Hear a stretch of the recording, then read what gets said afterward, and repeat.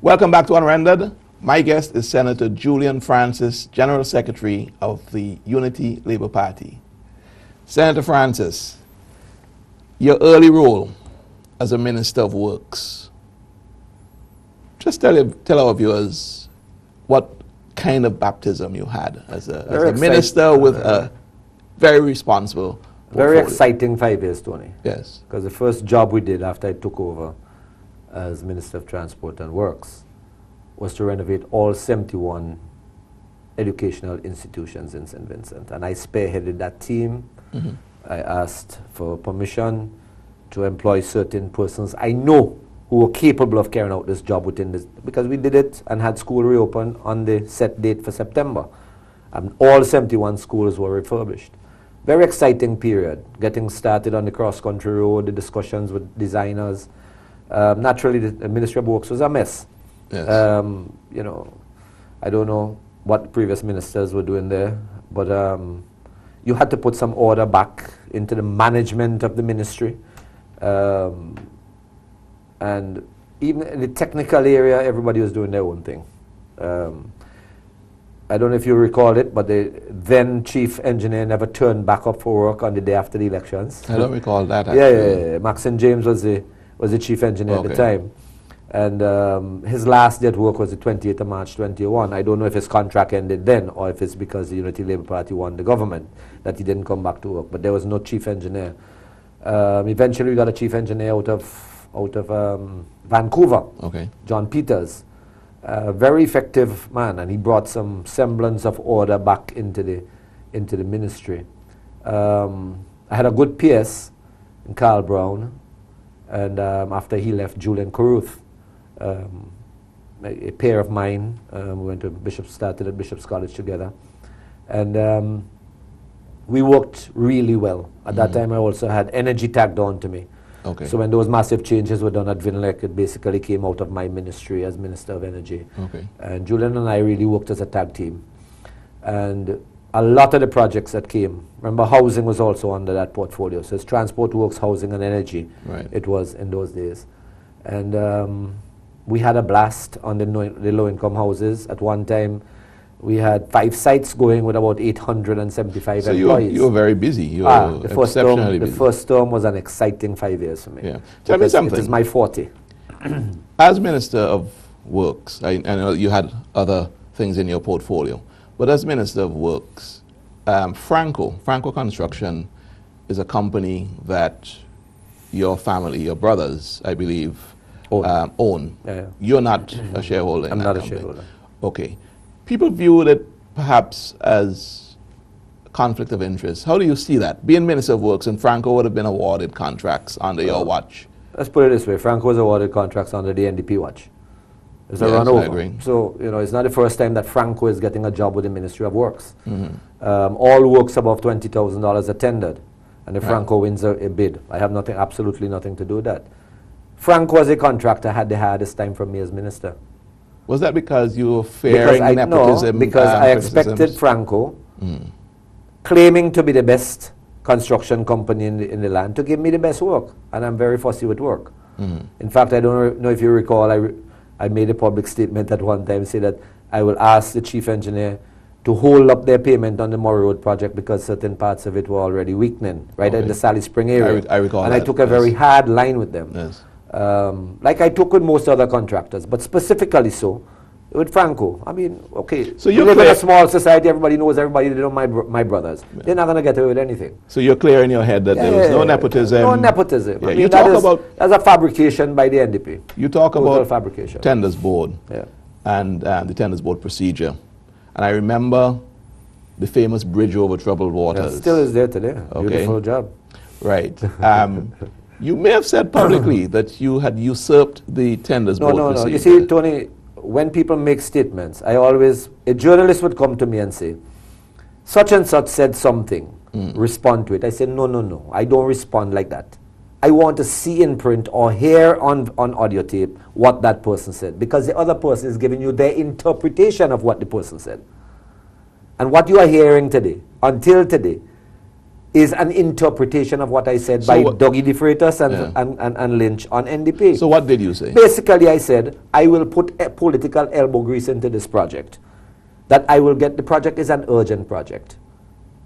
The bridge collapsed on Bay Street. We had to find a way around that. And I remember. I said that we have to go through a tenders board system, but I will push to have this work get going as quickly as possible, despite the matter of tenders board. The matter was eventually approved by the tenders board, because to get the job going, I begged couriers for a chassis. That's the base of that bridge. Yeah. You didn't have to pay, so there was nothing for tenders board. I called couriers myself. I said, donate a chassis. Let me put it down and start to pour some concrete, because the tenders board is holding up this thing a little bit. Let us get the tenders. And eventually, the job was approved for Franco to do. So there was no comment about you usurping tenders Never board said so. That's their procedure. interpretation. They use the word that Julian Francis say he will usurp the role of the tenders board. Never did that. Never said that. You can go back and check all the tapes. And what I'm saying here to them, I am sure it's not word for word what I said then. But I tell you something. But it has absolutely nothing to do with usurping the tenders board. No.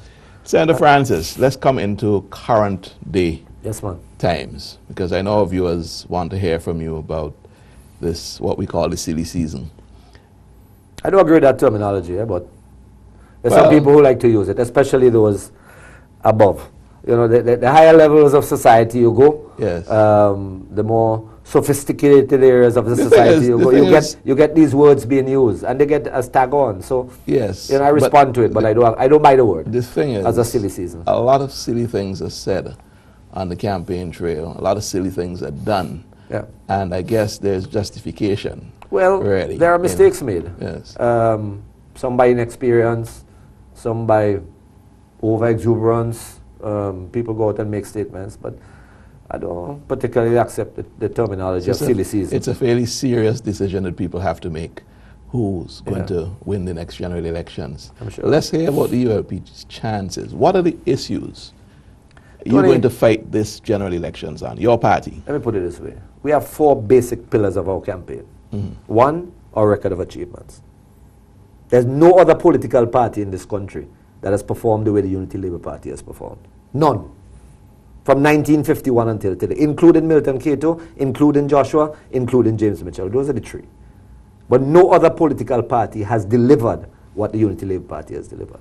I have a list here of over 200 and something projects. Tell me some of the significant things that you have delivered. Well, Tony, there are 200. Yeah, I will tell you those I love. Tell me the ones you love. I love the education revolution. Let me tell you something about the education revolution that adds to it, that not many people speak about. A lot of commercial activity has been generated by the education revolution, especially universal access to secondary education, where you move in 61% more of your students into school. More uniforms to buy, more shoes to buy, more school bags to buy, more books to buy, more minibuses to buy, more students on the road every day. Minibuses cannot complain today about income because of the education revolution. 61% of our students in 1984, when 2001, were denied secondary education. University access has been, we may have over 1,000, 1,200 students already qualified since we've been in office. A-level college, the population, they must have tripled, quadrupled since we've been in office. And that's a base. Is this, let me ask you a question, Senator Francis. The NDP built the A-level college. The NDP did some things with education, I suppose. Is this the ULP's policies that has really made it a revolution, or is it just simply organic growth? Is this something that was going to happen regardless of organic growth would have put what party was in power? Organic growth would have put universal access to secondary education at 2030, according to the World Bank. Okay. Organic growth, because those are the big boys. Those are the ones who say, we'll give you funding for this. But over a period of 15, 20 years. The PM said to them, no, you can keep your money. I will find my money. And by 2005, we had universal access to secondary education. Had we waited on organic growth, it wouldn't have come yet, because we had to wait on either EU or World Bank to fund it. We funded it ourselves. It's an expensive exercise. You as a parent realize that education revolution is an expensive exercise. You have more students to buy clothes for. You have more school fees to pay. Transportation fee. Yes. Registration and that kind of thing. Is the government paying for most of this? Are you subsidizing most, if not all? There are assistance programs for disadvantaged students, like university education. We realize, well, look, the days gone by, you had a certain class of persons going for a university degree. So the disadvantaged homes were at a disadvantage. Economically disadvantaged homes were at a disadvantage. What did we do? We put in the economically disadvantaged loans for university education, where the state guarantees the loan. We have over 660 of those already since we've been in office. That many? Yes. 660 loans under the economically disadvantaged loan program. It's over $35 million. The education revolution certainly seems to be something that the ULP is very passionate about, and something that because it fits with our ideology, Tony. It fits with our ideology, our social democratic platform, which the NDP cannot speak of. We speak of making sure the economy is growing, and if it takes the input of the government to make it grow, it will grow. In other words, if there is a project to be done, and we feel that the private sector is moving on it, we will go in and do it. When we get it rolling, we say, okay, come in, it's successful, you can come and buy some shares in it and take it over. Subsidized housing. Low-income houses, that's the second project that I'm in love with. Okay, so when we come back from the break, let's start out with that second project. You're looking at Unrendered. My guest is Senator Julian Francis, General Secretary of the Unity Labour Party.